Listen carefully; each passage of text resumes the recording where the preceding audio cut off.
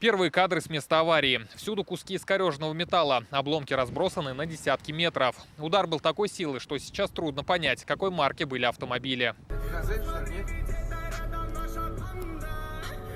Форд.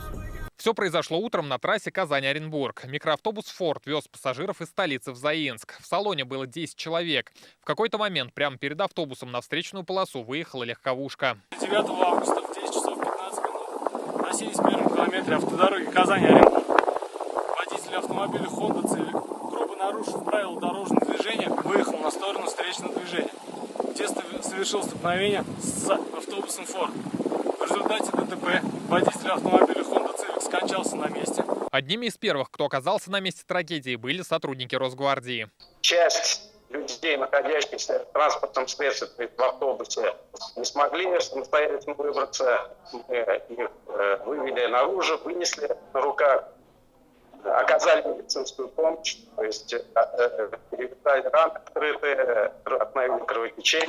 В аварии пострадали 11 человек, в том числе ребенок. На место были отправлены машины скорой из 5 районов республики. Получивших травмы в аварии доставили в республиканскую клиническую больницу в 12 часов дня. Одного пострадавшего привез борт санавиации, других пострадавших доставили кареты скорой помощи. 2 человека от госпитализации отказались. Тем временем 8 человек, 5 мужчин и 3 женщины, как говорят медики, находятся в состоянии средней степени тяжести и близком к удовлетворительному. Все пациентам оказана квалифицированная медицинская помощь, проведено полное обследование. Характер травм различный. Пациенты с черепно-мозговыми травмами, ушибами головного мозга, сотрясениями, переломами костей верхних и нижних конечностей. Пострадавшего 11-летнего мальчика доставили в ДРКБ. У него диагностировали закрытую черепно-мозговую травму. Он был в автобусе с мамой, она госпитализирована в ВРКБ. Проведено комплексное обследование, включая компьютерную томографию головного мозга, грудной клетки, брюшной полости. По данным исследования, данных за повреждение внутренних органов не выявлено.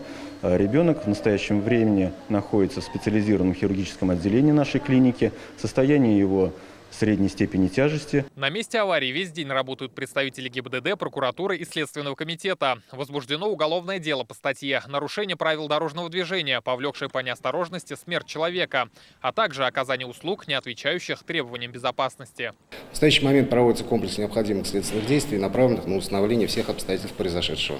Также по факту ДТП с участием рейсового автобуса проверку организовала прокуратура Татарстана. Надзорное ведомство выяснит обстоятельства случившегося, а также способствовавшие ДТП причины и условия. Прокуратура также проверит работу организации перевозчика в части обеспечения требований безопасности при осуществлении пассажирских перевозок и эксплуатации транспортных средств. Как водитель легковушки оказался на встречке, пока не ясно. В этом месте по одной полосе движения в каждую сторону и сплошная разметка, а значит, обгон был запрещен. Рамиль Галиуллин, Марат Зайдуллин, Адель Мендубаев и Наиль Абдуллин. ТНВ, Рыбнослободский район, Казань. Закажи рекламу на ТНВ. Телефон в Казани 5 705 100.